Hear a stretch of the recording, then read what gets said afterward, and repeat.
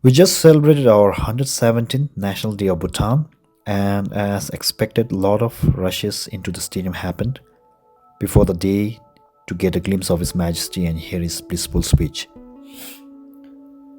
When I was young, I always thought speeches meant nothing except the mandatory speech which we had to give in school once a year to the assembly, which was terrifying.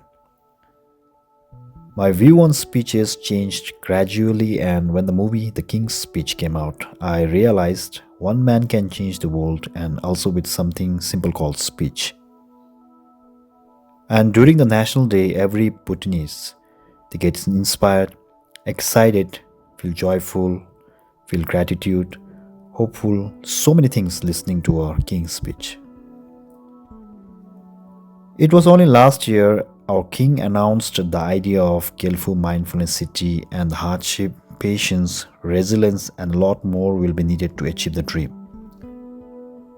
Now, if you want to find a person who exhibits bodhisattva qualities and activities, you don't have to go anywhere because the person is right here in Bhutan. I'll give you an example. Our king recently visited Australia and granted an audience to the Bhutanese in Australia. The stadium for the audience was packed with Bhutanese, and I was wondering what His Majesty must be feeling seeing this amount of number of Bhutanese abroad.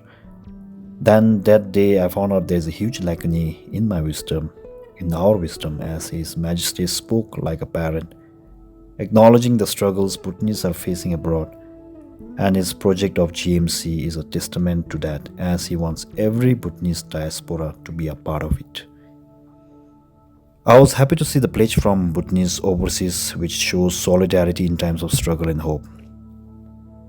His Majesty stressed on the importance of software which will be applied to GMC, which includes good governance and strict laws. It's amazing to see the vision of being a utopia for the world and also for South Asia with its huge population. The diamond strategy explained by His Majesty shows that the success of GMC will not be the end, but a start, as it has to be integrated to the nation, as no utopia will survive with one nation, two laws. Therefore, nation has to pull up its socks and starting from now implement strategies which will lead the nation become one nation, one system in the future.